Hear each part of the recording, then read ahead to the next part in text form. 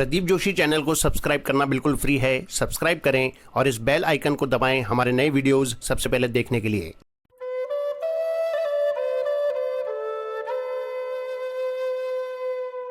स्वामी रामसुखदास जी महाराज को शत शत नमन। आज का विषय है संत द्वारा सेठ को शिक्षा। महाराज जी के शब्दों में, एक सेठ की बात सुनी। वह सेठ बहुत धनी था। वह सुबह जल्दी उठकर नदी में स्नान करके घर आकर नित्य नियम करता था। ऐसे वह रोजाना नहाने नदी पर जाता था। एक बार एक अच्छे संत विचरते हुए वहां घाट पर आ गए। उन्होंने कहा, सेठ राम राम। वह बोला नहीं तो फिर बोले, सेठ राम राम। ऐसे 2-3 बार बोलने पर भी सेठ राम राम नहीं बोला। सेठ ने समझा कि कोई मंगता है, इसलिए कहने लगा, हट हट, चल हट यहां से। संत ने देखा कि अभिमान बहुत बढ़ गया है, भगवान का नाम भी नहीं लेता। मैं तो भगवान का नाम लेता हूं और यह हट कहता है। इन धनी आदमियों के वहम रहता है कि हमारे से कोई कुछ मांग लेगा, कुछ ले लेगा।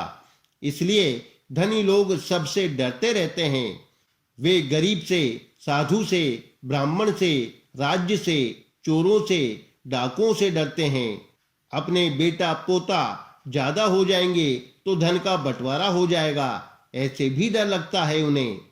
संत ने सोचा कि इसे ठीक करना है, तो वे वैसे ही सेठ बन गए और सेठ बनकर घर पर चले गए। दरबान ने कहा कि आज आप जल्दी कैसे आ गए? तो उन्होंने कहा कि एक बहुरूपिया मेरा रूप धर के वहां आ गया था। मैंने समझा कि वह घर पर जाकर कोई गड़बड़ी नहीं कर दे, इसलिए मैं जल्दी आ गया। तुम सावधानी रखना, वह आ जाए तो उसे भीतर मत आने देना। सेठ घर पर जैसा नित्य नियम करता था, वैसे ही वे सेठ बने हुए संत भजन पाठ करने लग गए। अब वह सेठ सदा की तरह धोती और लोटा लिए आया तो दरबान ने रोक दिया। कहाँ जाते हो? हटो यहाँ से। सेठ बोला, तूने भांग पी ली है क्या? नशा आ गया है क्या? क्या बात है? तू नौकर है मेरा और मालिक बनता है। दरबान ने कहा, हट यहाँ से, नहीं जाने दूंगा भीतर। सेठ ने छोरों को आवाज दी, आज इसको क्या हो गया? तो उन्होंने कहा, बाहर जाओ, भीतर मत आना। बेटे भी ऐसे ही कहने लगे, जिसको पूछे वे ही धक्का दें। सेठ ने देखा कि क्या तमाशा हुआ भाई, मुझे दरवाजे के भीतर भी नहीं जाने देते हैं। बेचारा इधर उधर घूमने लगा। अब क्या करें? उसकी कहीं चली नहीं तो उसने राज्य में जाकर रिपोर्ट दी कि इस तरह आफत आ गई। वे सेठ राज्य के बड़े मान्य आदमी थे। राजा ने उनको जब इस हालत में देखा तो कहा, आज क्या बात है? लोटा धोती लिए कैसे आए हो? तो वह बोला, कैसे कैसे क्या महाराज, मेरे घर में कोई बहुरूपिया बनकर घुस गया और मुझे निकाल दिया बाहर। राजा ने कहा, 4 घोड़ों की बग्गी में आया करते थे, आज आपकी यह दशा। राजा ने अपने आदमियों से पूछा, कौन है वह? जाकर मालूम करो। घर पर खबर गई तो घर वालों ने कहा कि अच्छा, वह राज्य में पहुंच गया, बिल्कुल नकली आदमी है वह। हमारे सेठ तो भीतर विराजमान है। राजा को जाकर कहा कि वह तो घर में अच्छी तरह से विराजमान है। राजा ने कहा, सेठ को कहो कि राजा बुलाते हैं। अब सेठ 4 घोड़ों की बग्गी लगाकर ठाट बाट से जैसे जाते थे वैसे ही पहुंचे और बोले, अन्नदाता क्यों याद फरमाया, क्या बात है? राजा जी बड़े चकराए कि दोनों एक से दिख रहे हैं, पता कैसे लगे? मंत्रियों ने पूछा तो वे बोले, साहब असली सेठ का कुछ पता नहीं लगता। तब राजा ने पूछा, आप दोनों में असली और नकली कौन है? तो कहा, परीक्षा कर लो। जो संत सेठ बने हुए थे उन्होंने कहा, बही लाओ, बही में जो लिखा हुआ है वह हम बता देंगे। बही मंगाई गई। जो सेठ बने हुए संत थे उन्होंने बिना देखे ही कह दिया कि अमुक अमुक वर्ष में अमुक मकान में इतना खर्चा लगा, इतना घी लगा, अमुक के ब्याह में इतना खर्चा हुआ, वह हिसाब अमुक बही में अमुक जगह लिखा हुआ है, वह सब का सब मिल गया। सेठ बेचारा देखता ही रह गया, उसको इतना याद नहीं था। इससे यह सिद्ध हो गया कि वह सेठ नकली है, तो कहा कि इसे दंड दो, पर संत के कहने से छोड़ दिया। दूसरे दिन फिर वह धोती और लोटा लेकर गया, वहां वही संत बैठे थे। उस सेठ को देखकर संत ने कहा, राम राम। तब उसकी आंख खुली कि यह सब इन संत का चमत्कार है। संत ने कहा, तुम भगवान का नाम लिया करो, हर एक का तिरस्कार अपमान मत किया करो, जाओ अब तुम अपने घर जाओ। वह सेठ सदा की तरह चुपचाप अपने घर आ गए। अभिमान में आकर लोग तिरस्कार कर देते हैं।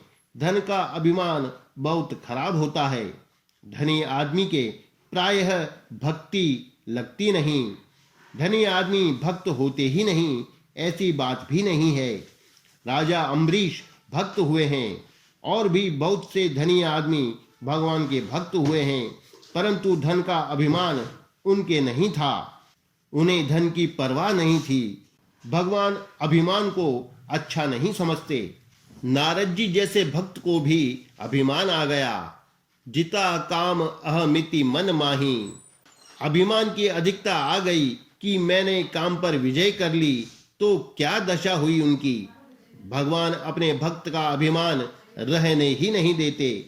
ताते करही कृपा निधि दूरी, सेवक पर ममता अति भूरी। अभिमान से बहुत पतन होता है। उस अभिमान को भगवान दूर करते हैं। आसुरी संपत्ति और जितने दुर्गुण दुराचार हैं, सबके सब अभिमान की छाया में रहते हैं। महाभारत में आया है, बहेड़े की छाया में कलयुग का निवास है। ऐसे ही संपूर्ण आसुरी संपत्ति का निवास अभिमान की छाया में है। धन का, विद्या का भी अभिमान आ जाता है। हम साधु हो जाते हैं तो वेशभूषा का भी अभिमान आ जाता है कि हम साधु हैं। हमें क्या समझते हो, यह भी एक फूंक भर जाती है। अरे भाई, फूंक भर जाए दरिद्रता की, धनवत्ता की भरे, उसमें तो बात ही क्या है।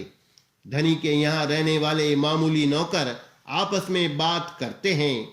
कोई भाग्य के कारण पैसे मिल गए, परंतु सेठ में अक्ल नहीं है। उनको पूछा जाए, तुम ऐसे अक्लमंद होकर बेअकल के यहाँ क्यों रहते हो। ऐसे ही पंडितों को अभिमानी लोग कहते हैं, पढ़ गए तो क्या हुआ, अक्ल है ही नहीं। मानो अक्ल तो सबके सब उनके पास ही है, दूसरे सब बेअक्ल हैं। अक्ल का अधूरा और गांठ का पूरा मिलना बड़ा मुश्किल है। धन मेरे पास बहुत हो गया, अब धन की मुझे जरूरत नहीं है, और मेरे में समझ की कमी है, थोड़ा और समझ लूं।